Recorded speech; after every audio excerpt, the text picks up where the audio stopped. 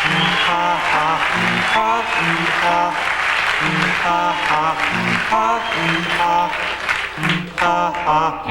comes Jim, he's just swell, you can tell, he does it for the money. Here comes Jim, tall and trim, put your hands together and welcome him.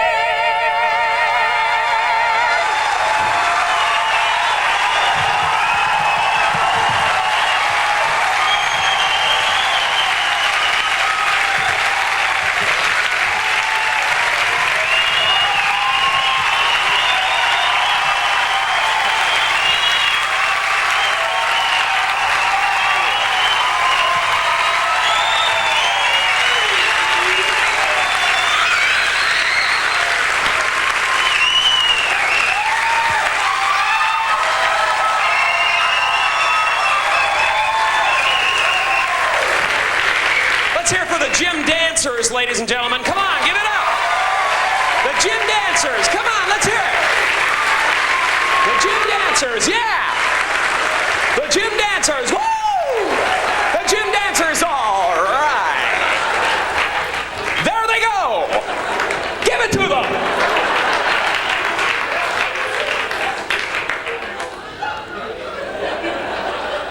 Well, good evening, ladies and gentlemen. My name is Jim Carrey, and how are you this evening? All righty then. I grew up in Canada.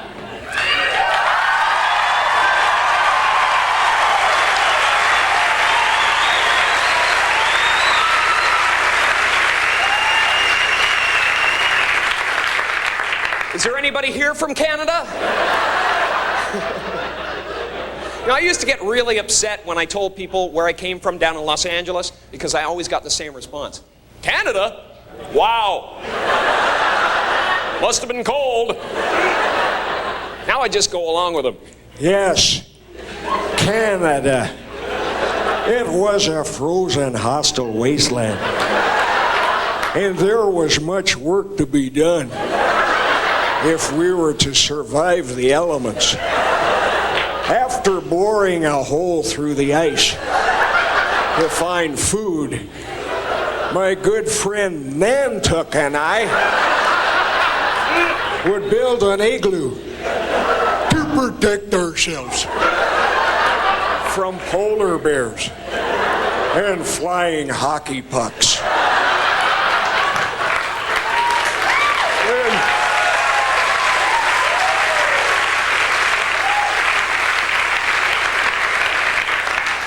Then we would drink a lot of beer.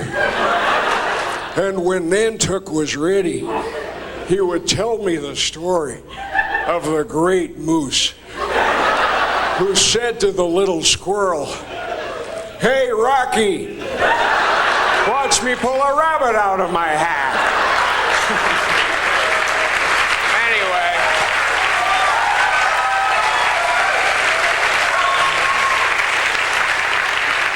Anyway, I'm here tonight and I feel good. Really good. Excellent. Super. I just want to go.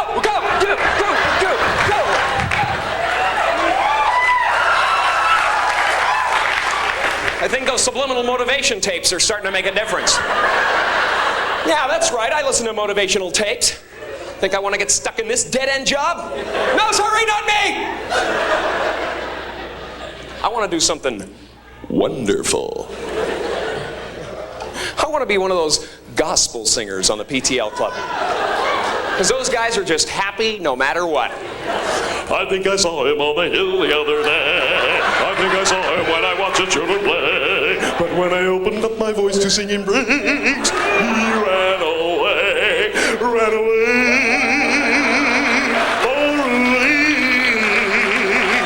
My singing made sweet Jesus run away. I did not have to wait for judgment day because my singing made the good Lord.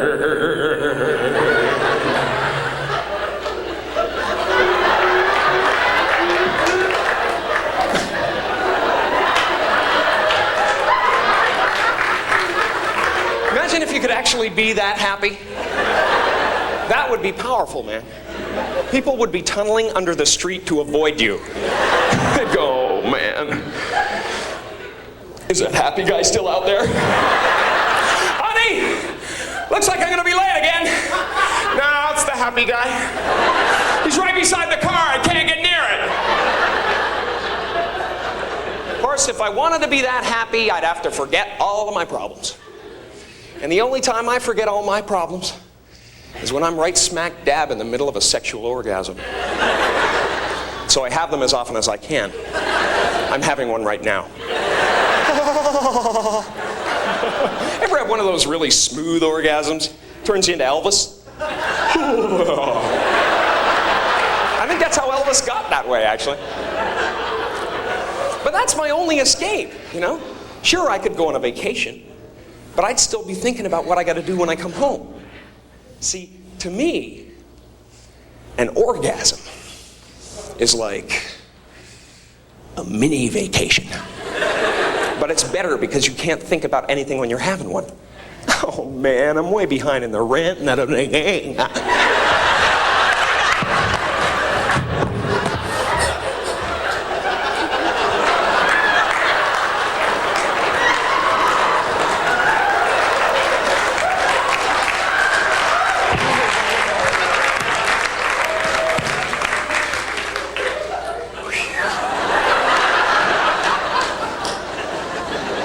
Need braces. What am I gonna do? And you're right back into the pain of life, you know? But for 30 seconds, man, you're free. All you can think about is, what the hell am I gonna grab onto? And gee, I hope the person I'm with doesn't do anything stupid like move. You ever been with somebody who wanted to just keep on moving? I used to keep a brick under my pillow for people like that. It's over, let it go!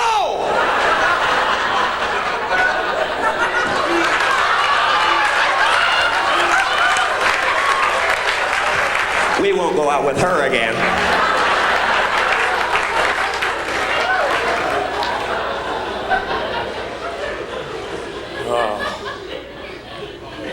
That's the only time I'm really, truly free. The rest of the time, I sit around and I worry about the stupidest things. Just stupid things, ideas. Like, what would you do if you found out your mom and dad went to hell? Wouldn't that just ruin the rest of your life? You'd be walking around, they taught me everything I know. I even look like them. Of course, my mom would drive the devil crazy if she ever went to hell. She'd spend eternity going, something's burning. I can smell it! My mom could always smell something burning, man. I spent half my childhood feeling the walls for hot spots. 9 times out of 10, it was my father. See, like a lot of smokers, his favorite cigarette of the day was that one right after dinner, you know? During his nap. Fun watching him wake up, though. Drop and roll, Dad!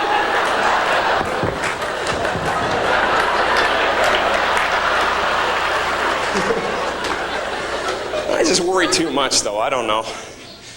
Maybe there is nothing to worry about. Maybe there's no actual place called hell.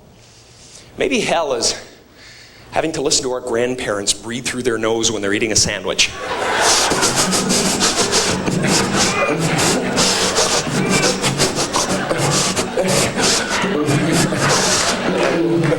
Get that humming thing.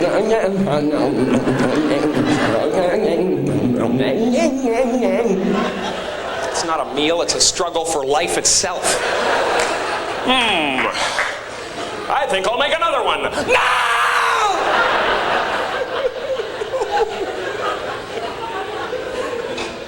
We'll be good. Here's a scary concept, though. Getting old.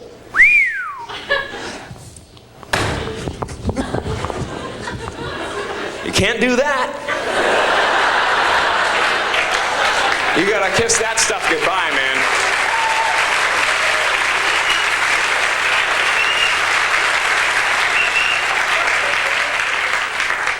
I just want to keep challenging myself, I don't want to become the reminiscing guy. People run into at bars and stuff. Can always tell how boring their life is by how far back they have to reach for glory. They're like,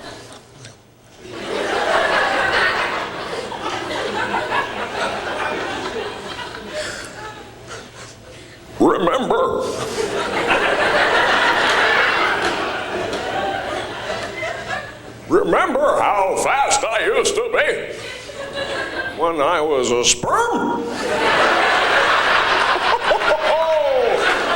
I'll never forget the day of the big race. There were millions of us in the field, but I beat them all to fertilize that egg, mister. Back in the cervix, I was seaman first class.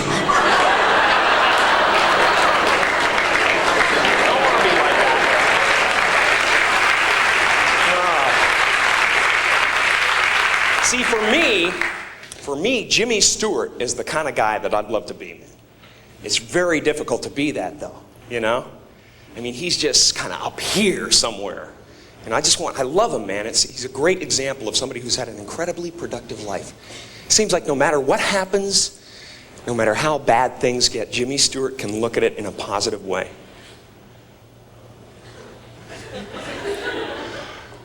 Well, I guess we're going to have ourselves a nuclear holocaust. Well, hey, everybody, come on over to the window.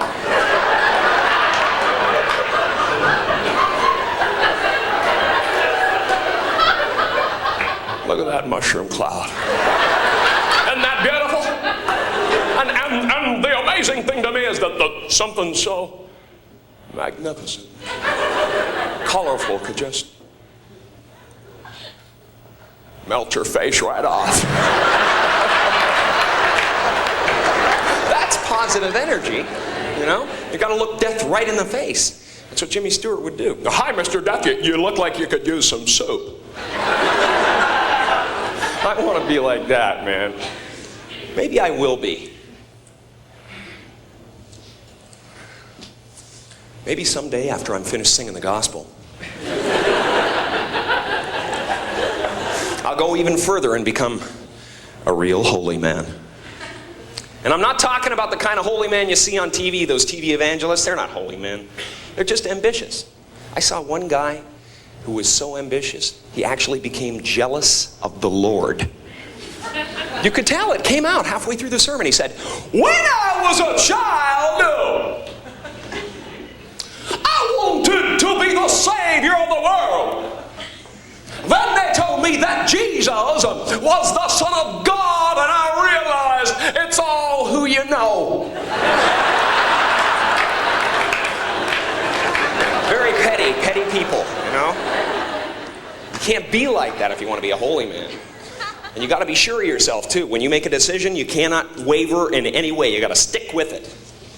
You never see Gandhi during a hunger strike sneaking into the kitchen in the middle of the night. Gandhi, what are you doing down here? I thought I heard a prowler.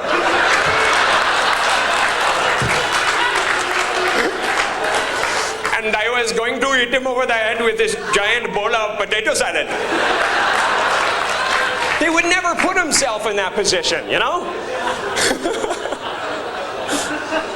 And you got to control your temper constantly, You cannot fly off the handle at any moment. You got to be right in the center. Like Jesus was very composed his whole life. Right up to the end.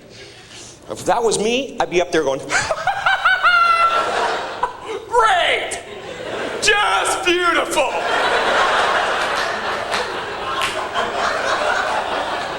You guys are gonna get it.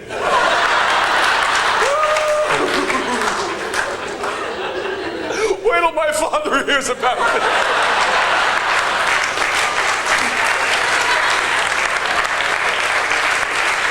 That'd be a whole different book, man. Then there are those weird impulses we get constantly, We have to fight them off every day of our lives. Those mad little impulses that we get. And everybody gets them, too. Like you'll be with a friend. It could be your best friend in the whole world. He's standing about 2 feet away talking to you. And you're thinking, my goodness, I could just fire out and hit him right now. He would never expect it. See, madness is never that far away. It's as close as saying yes to the wrong impulse. The people who stay sane are the people who can make those quick decisions. Should I stick my fingers into the fan? Or leave the room right now? Should I run the blade of this razor across my tongue? Or just finish shaving and move away from the sink? Come on, you're right there. You just go, but you don't, because luckily, most of us have that little voice inside our head that says, turning the car into oncoming traffic is counterproductive. Imagine if we didn't have that voice, man. I wouldn't even be here right now. I'd be in the Shark Tank at SeaWorld. He's got my legs! He's got my legs! We'd be apologizing till the end of time. Hi, how are you? Sorry, man. You guys enjoying the show? Wow, excuse me. Jeez. Sorry about that. It just came into my head and I made a decision. I don't know. It's,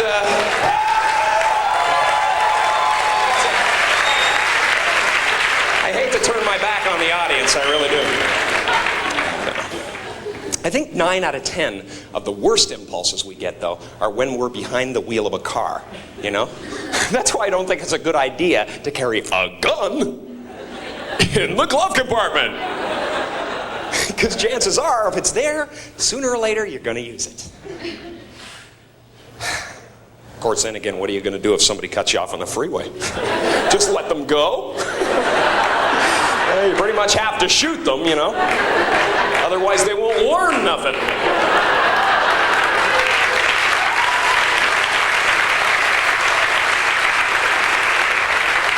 Or, say all of a sudden you have to go on a real killing spree and all you have is a knife. Well, after a couple of people, your arm is aching. You have to switch hands, and you look like a girl.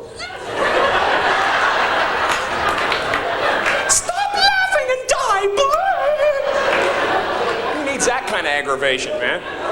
And there are automatic weapons on sale. That's why a lot of my friends are taking martial arts classes and stuff like that, which I think is a really good idea. Anybody into martial arts here? Come on! Right now, baby! Just try to penetrate the crab sticks!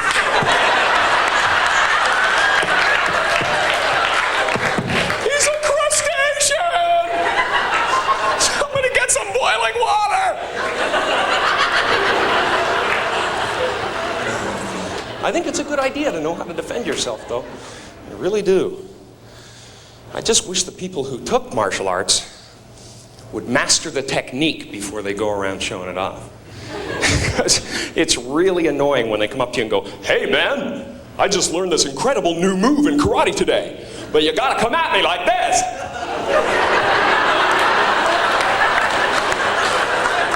Gee, is there anything I could do to make it easier for you? And maybe I could put my head under the back wheel of your car. Hey! I'm a mugger! Get me in the groin and poke my eyes out! That's how it goes down in the street. That's how it goes down, man. Give me your money. No! All right, then, I'm gonna have to stab you. With my right hand in a lunging fashion. Try to keep your weight on the back leg. What world is this? What wonderful world. Gee, he does it all.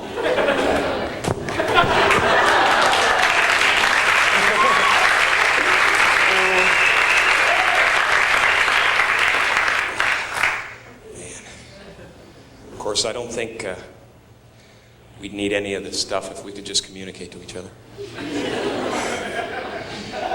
Of course, if you wanted to do that, you'd have to find some kind of language that everyone understood. Myself, I think that's music. I happen to love it. Tell me, how am I supposed to live without you? Baby, I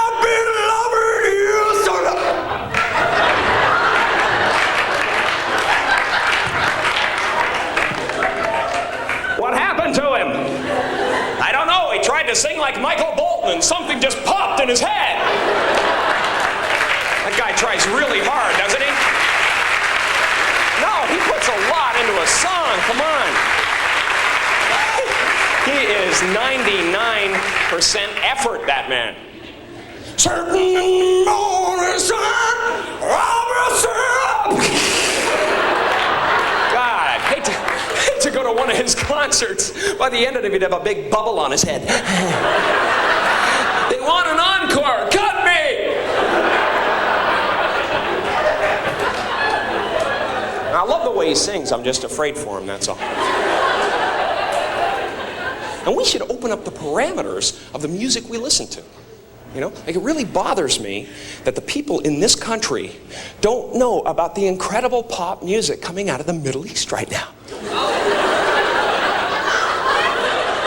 I'd like to be the one to bring it to the West. Come on, clap your hands, I'll do one last song.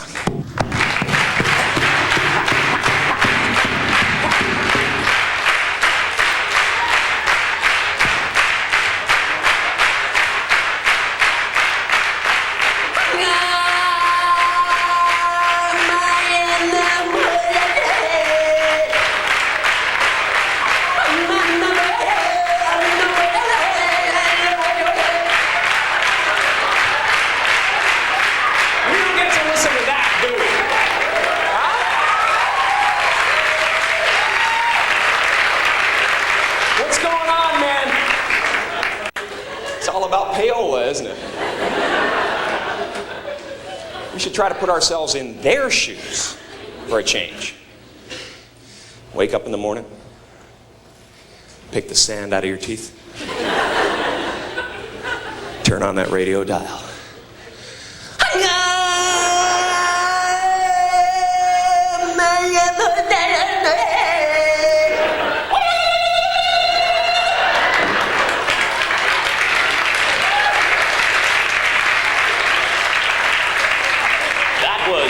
Hottie Bob by Kool Abdul. Coming up next on Livia Rap, DJ Jazzy Mahanabar and the Fresh Rafsan Johnny.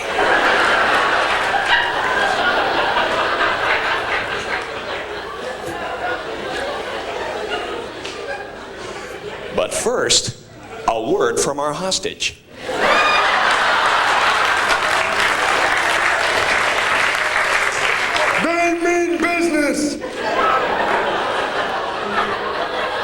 Send more guns!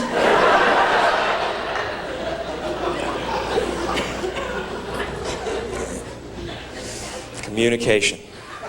Hardest thing in the world. You know, I can look at you guys, I can communicate to you all night, but one-on-one, I'm terrible. There's certain things about communicating that really bother me. You know? Like whenever I meet somebody new, I say, "Hi, how are you?"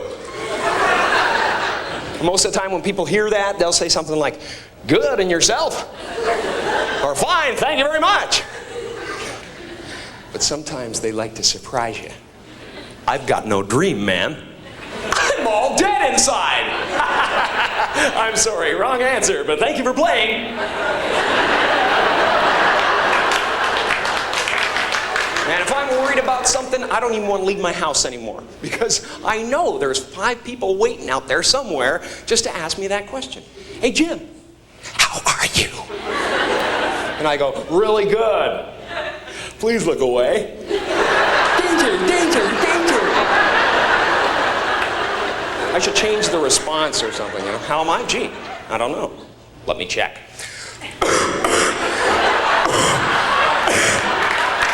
I'd like to do a few more tests.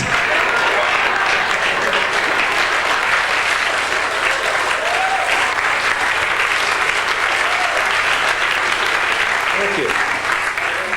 The weird thing is, though, we've gotten so used to hearing this, "Hi, how are you?" that if somebody doesn't say it, we answer it anyway. "Hi, Bob. Good, and you?" Then the conversation goes nowhere because all you can hear is that voice in your head going, He thinks you're an idiot. He's gonna tell everyone. Kill him. Kill him. And you have to make one of those decisions again, you know?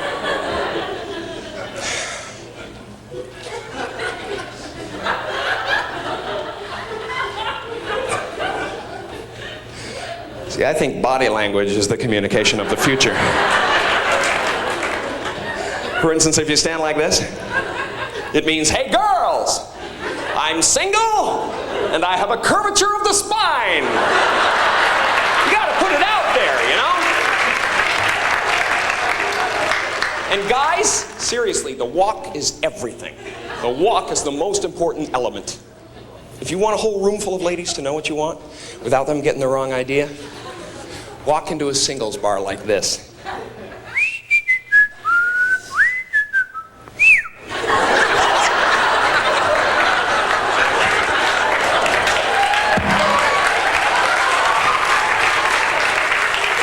See, this puts out a definite message, you know? It says, listen,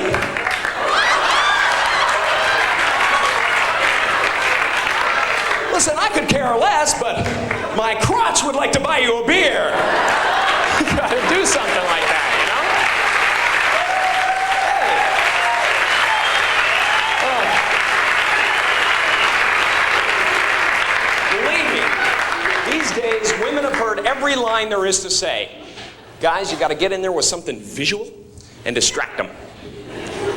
Hey, baby.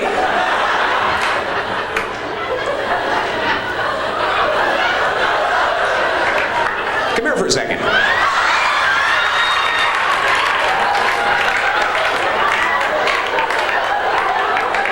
Yeah, you, come on over here. Listen,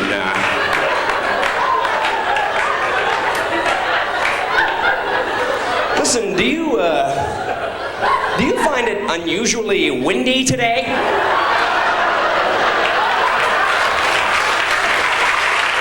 Thank you very much. You guys have been great. Had a wonderful time. Thank you.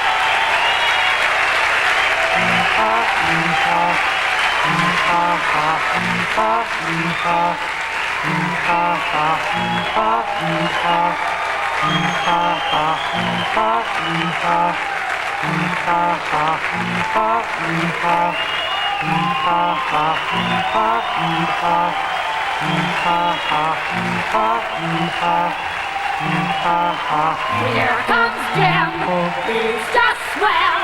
You can tell he does it for the money. Here comes Jim, tall and trim. Put your hands together.